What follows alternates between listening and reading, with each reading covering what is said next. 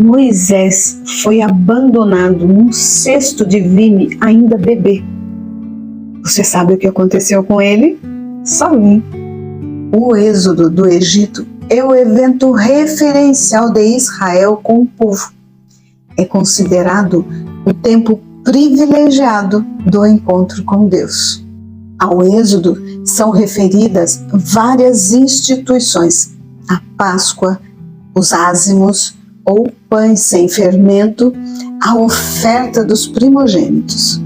A reflexão de Israel volta sempre ao êxodo e à aliança, cuja renovação cultural constitui um ponto alto do culto em Israel e dá origem à utopia do novo êxodo e da nova aliança. O povo é resgatado por Deus para ser seu povo e dele receber a instrução, a Torá, como o caminho da vida. Não deve obedecer aos deuses, os poderes, as estruturas do Egito ou de outros povos. Por isso, o Senhor da aliança é zeloso. A renovação da aliança é fundamental para Israel.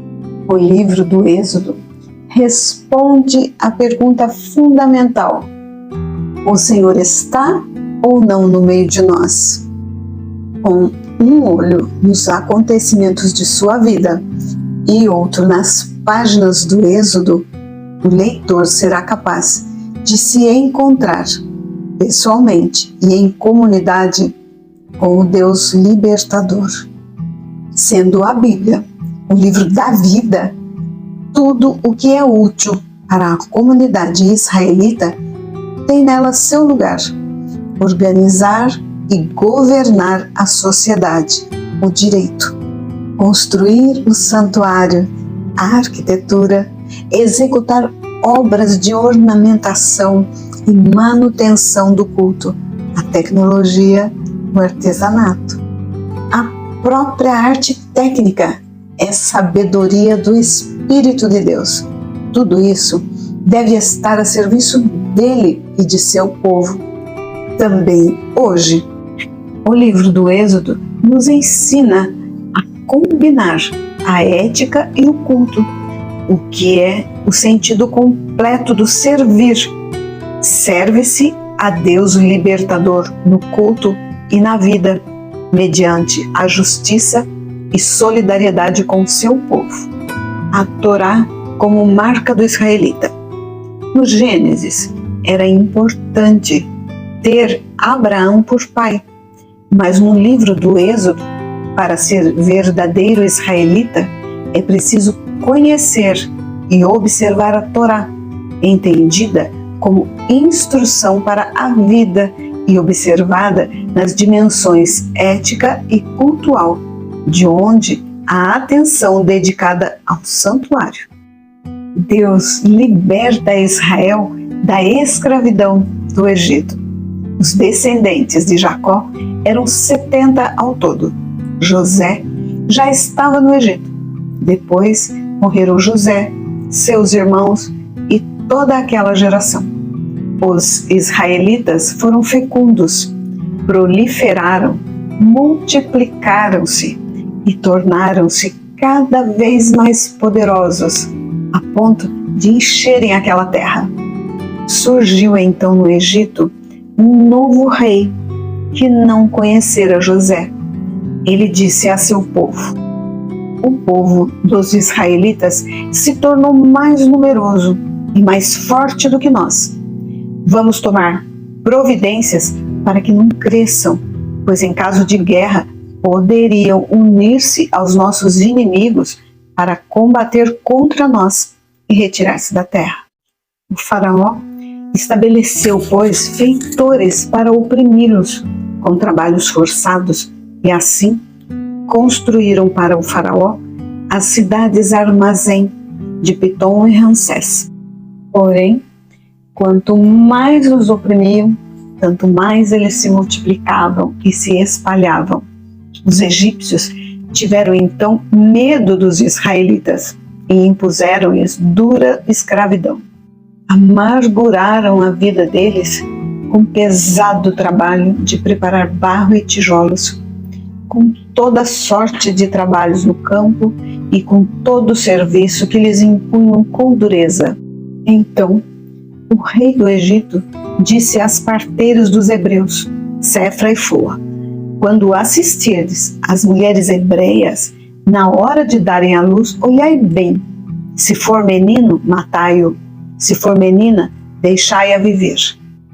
As parteiras, porém, tinham temor de Deus e não faziam o que o rei do Egito lhes havia mandado, mas deixavam os meninos viver. Então, o rei chamou as parteiras e perguntou-lhes: por que agistes desse modo e deixaste viver os meninos? As parteiras responderam ao faraó: as mulheres hebreias não são como as egípcias, elas estão cheias de vida e antes de as parteiras chegar, já deram à luz. E Deus beneficiou as parteiras, enquanto o povo continuou crescendo e tornando-se muito forte. Como elas mostraram temor a Deus, Ele deu-lhes família. Então o faraó ordenou a todo o seu povo: lançai ao rio Nilo todos os meninos que nascerem aos hebreus, mas poupai a vida das meninas. Chegou um homem da casa de Levi e tomou por mulher uma descendente de Levi. A mulher concebeu e deu à luz um filho. Ela o escondeu por 3 meses.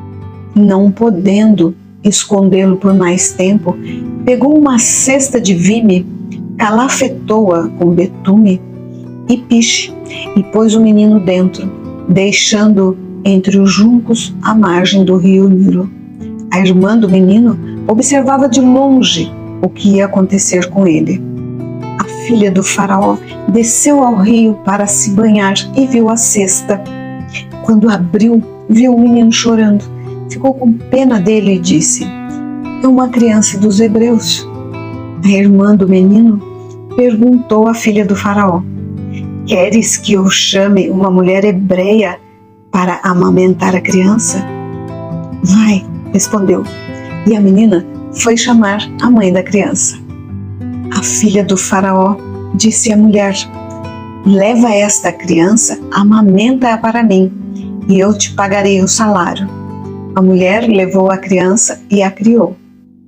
Quando a criança cresceu, levou-a até a filha do faraó, que a adotou e lhe deu o nome de Moisés, porque, disse, eu o tirei das águas. Dia, Moisés, já adulto, saiu para junto dos seus irmãos e reparou nos trabalhos forçados deles. Viu um egípcio agredir um dos hebreus, um de seus irmãos. Olhou para os lados e, não vendo ninguém, abateu o egípcio e o escondeu na areia. No dia seguinte, viu 2 hebreus brigando. Disse ao agressor: por que bates no teu próximo?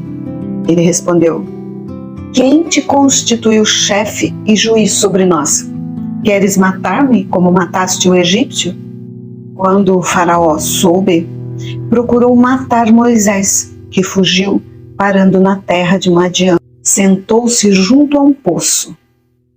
As 7 filhas do sacerdote de Madiã vieram tirar água e encher os bebedouros para dar de beber ao rebanho de seu pai.